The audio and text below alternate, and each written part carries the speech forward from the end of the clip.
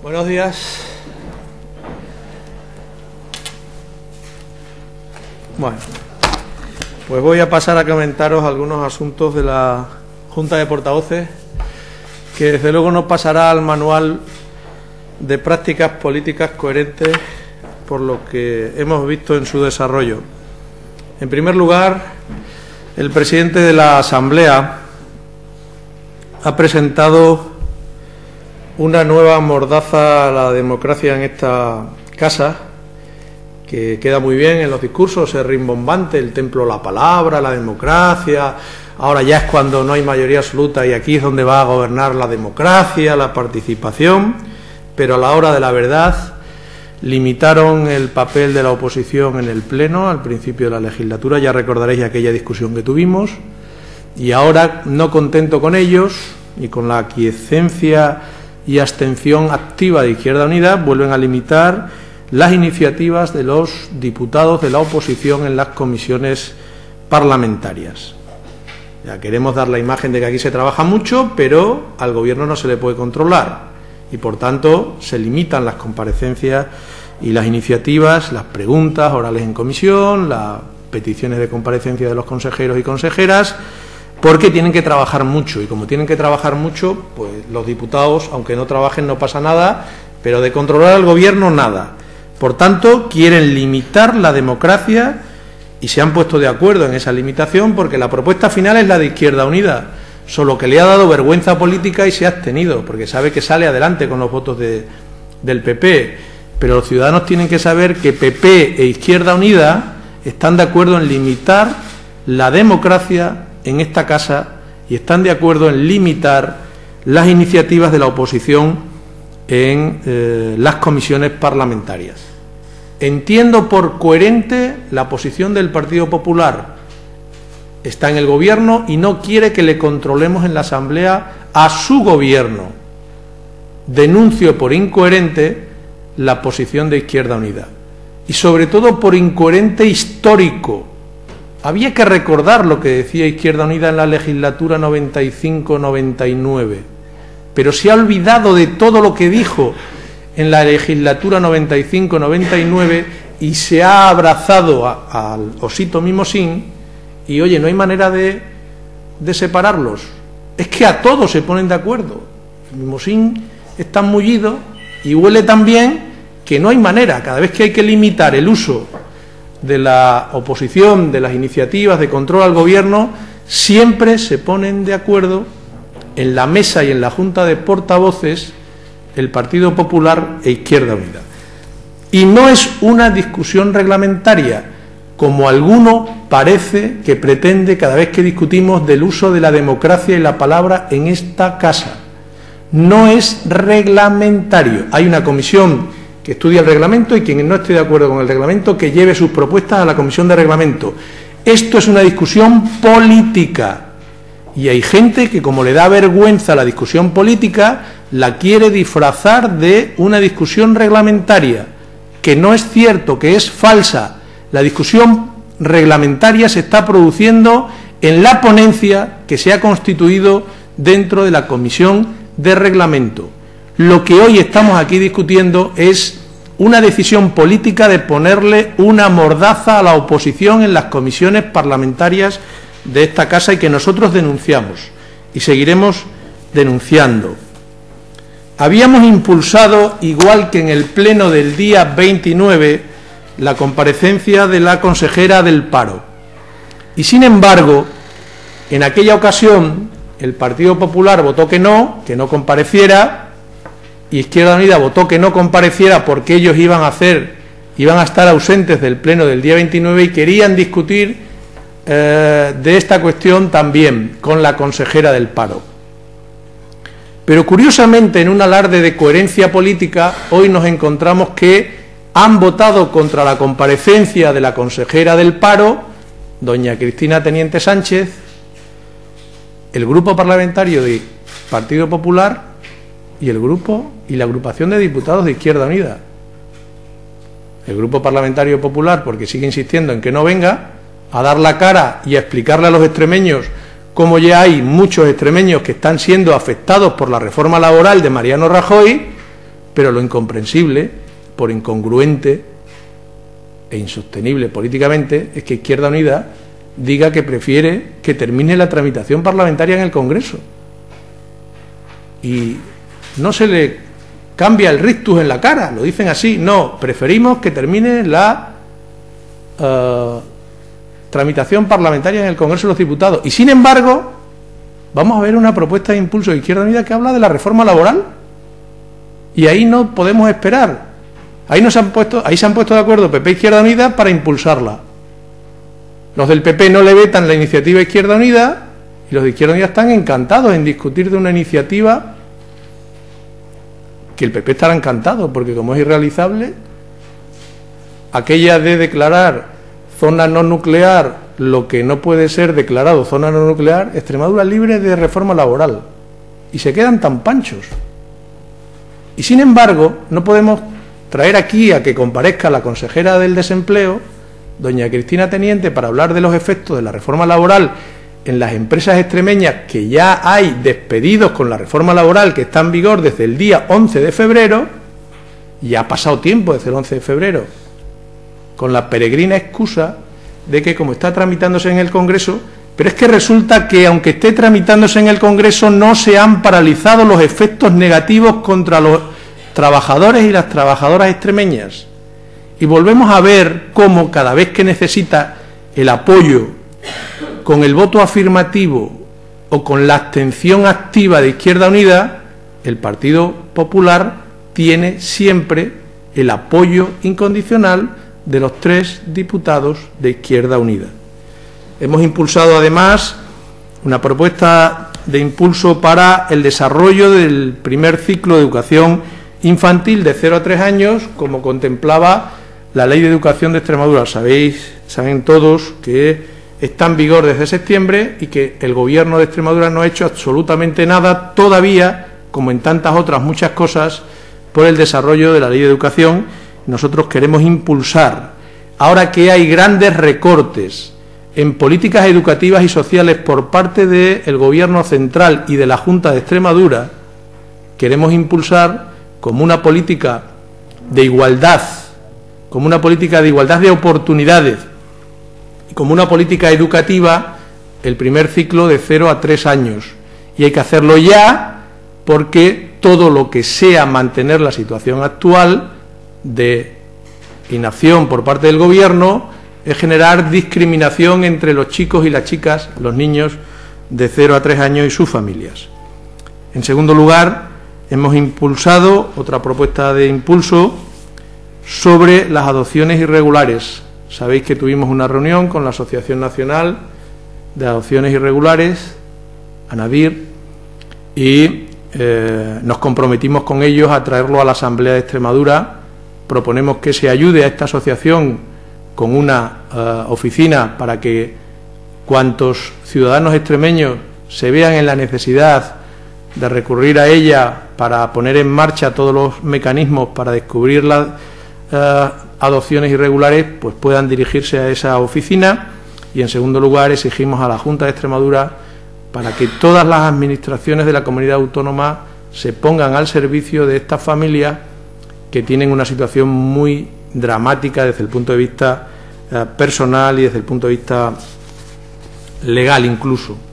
Y finalmente hemos impulsado también una interpelación para conocer cuál es la política general de la Junta de Extremadura en materia energética, dado lo errático de lo que ha venido manifestando hasta ahora la Junta de Extremadura en la materia energética.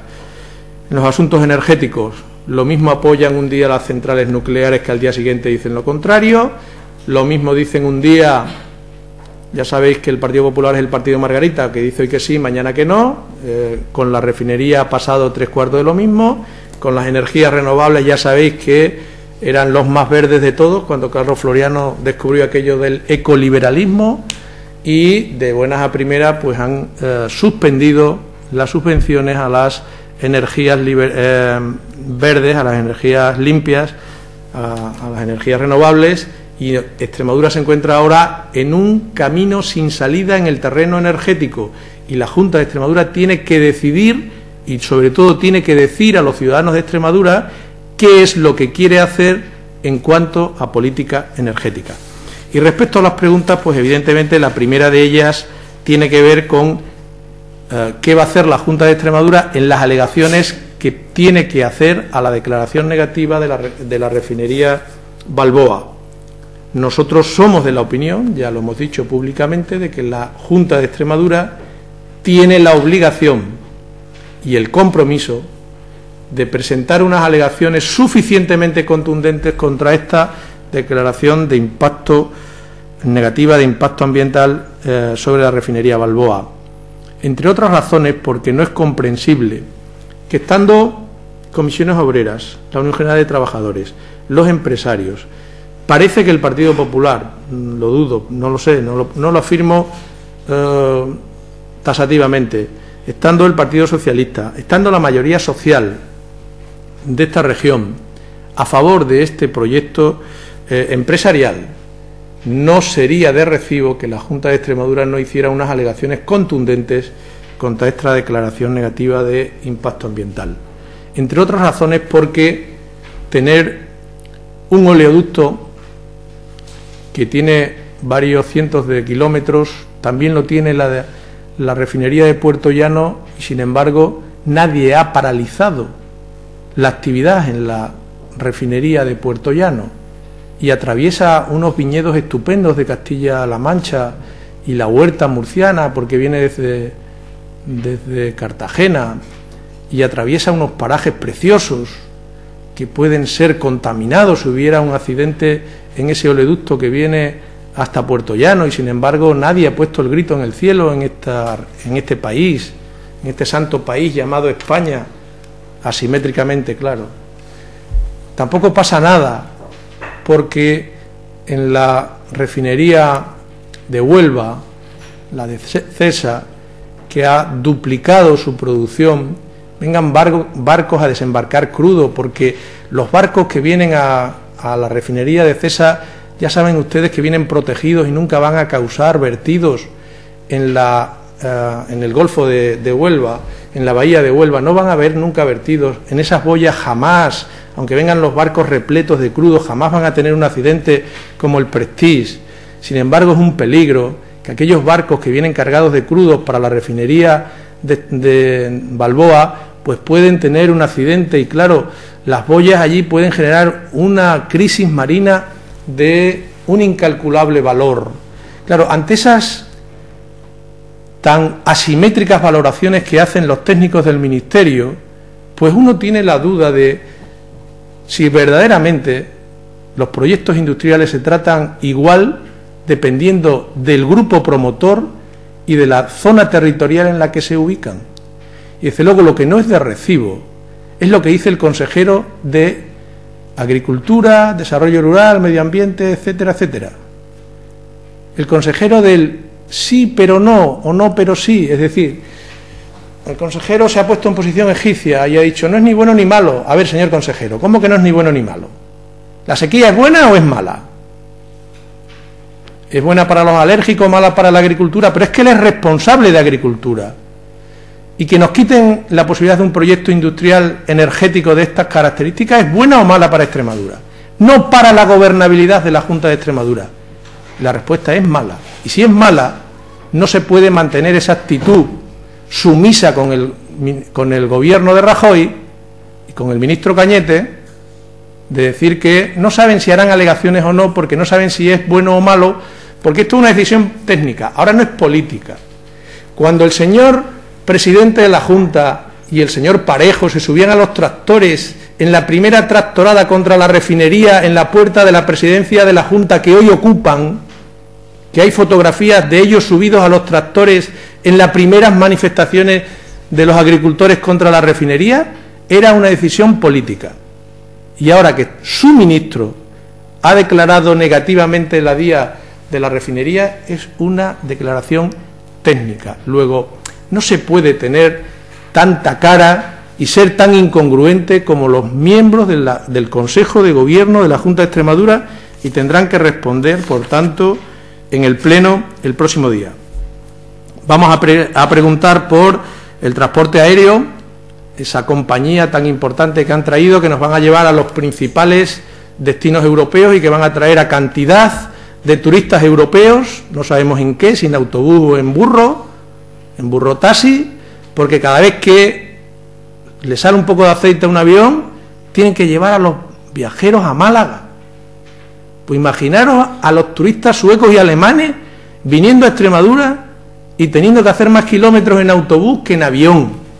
Ese es lo que nos han vendido, que iban a hacer una contratación espectacular, nada que ver con lo que hacían esos torpes socialistas antes en el turismo aéreo, en el transporte aéreo, porque iban a traer una compañía aérea barata, a precios asequibles, y que nos iba a llevar a todos los principales centros europeos, iba a traer a turistas de fuera. Tienen que explicarnos qué criterios han seguido para establecer ese contrato de publicidad con esas aeronaves. Y la siguiente pregunta es, pues, dos preguntas que tienen que ver con los recortes de los presupuestos generales del Estado. Uno con una partida muy sensible, que es la dependencia. Ya saben que la dependencia va a dejar de ser un derecho en este año 2012 en los presupuestos generales del Estado, y lo recortan en más de un 13%, y le vamos a preguntar al Gobierno de la Junta de Extremadura cómo va a afrontar la dependencia este año, y vamos a preguntar por la decisión del ministro de Industria y Turismo de no construir más paradores en España y, por tanto, de dejar tirado el previsible parador de turismo de Badajoz. Esas son nuestras iniciativas. Evidentemente, volvemos a observar, como decía al principio, que el Partido Popular no quiere que la consejera de Empleo venga aquí a contar la reforma laboral, en este caso con la inestimable ayuda de Izquierda Unida, y que nosotros seguiremos intentando que venga a dar explicaciones aquí a esta Cámara. Y permítanme que termine con una cuestión que surgió ayer por la tarde de manera un tanto novedosa. Cuando el señor Carlos Floriano, número 3 del Partido Popular, en rueda de prensa nos estaba diciendo a través del canal 24 Horas que el señor de Guindos tenía ocurrencias, el señor de Guindos, el señor Rajoy, el señor ministro de Hacienda estaban reunidos en Moncloa preparando un tijeretazo de 10.000 millones de euros para la sanidad y la educación. Es decir, pinta menos el señor Carlos Floriano en el Partido Popular que el señor Monago tiene influencia en el gobierno del señor Rajoy, que ya es poca. Porque decirnos que era una ocurrencia y que él estaba con Ana Mato, la ministra de Sanidad, en la gratuidad y a la misma vez y a la misma hora, sin haberse enterado, está reunido en Moncloa el equipo económico del gobierno, 120 horas después de haber presentado los presupuestos generales del Estado para el 2012, pegándole un tijeretazo adicional de 10.000 millones, pues la verdad es que tiene bemoles. Pero no pasa nada, porque esto no es improvisación. Improvisación era lo que hacía Zapatero, el PSOE y sus ministros. Estos son todos de Lehman Brothers y todos son muy estudiados, y por tanto estos no son contradicciones. Estos saben lo que tienen que hacer, es decir, utilizar el motosierra. Estos no son contradicciones entre el partido y los ministros. La ministra de Sanidad dice una cosa, de Guindos dice otra, y al final el que prevalece es el de Lehman Brothers, que es el que sabe de recortar. Pues eso significa para Extremadura que, además de lo que dijo en el pleno ilegal del día 29 el consejero que le gusta hablar solo, el señor Fernández, que dijo 163 millones más de recorte, pues súmenle ustedes ahora 300 millones más en sanidad y educación. 300 millones de euros más en recorte en educación y sanidad. Porque ni el Ministerio de Educación ni el Ministerio de Sanidad tienen presupuestos para afrontar esos 10.000 millones de recorte. Y como no tienen presupuesto propio porque está todo transferido, serán las comunidades autónomas las que tengan que hacer frente al recorte de los 10.000 millones.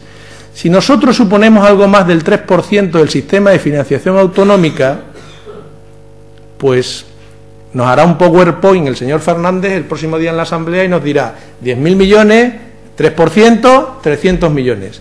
y aprovechará un pleno en el que esté solo para explicarnos dónde va a recortar los millones, los 300, porque los 163 no se enteró nadie. No se enteró ni Dios de dónde van a recortar los 163 millones. Y mira que Dios sabe de esto. Ahora esperemos que, a petición propia o a petición nuestra, que lo vamos a hacer venir, el señor consejero o el señor Monago vengan a esta asamblea a explicarnos de verdad a los ciudadanos, no nos mientan más, no nos oculten más la verdad y nos digan dónde van a recortar los 63 millones del pleno del día 29 y los 300 millones que nos regaló ayer el señor Rajoy de recortes en la sanidad y en la educación pública. Y a continuación vuestras preguntas. Si alguien tiene alguna pregunta. Y si no tiene nadie ninguna pregunta, pues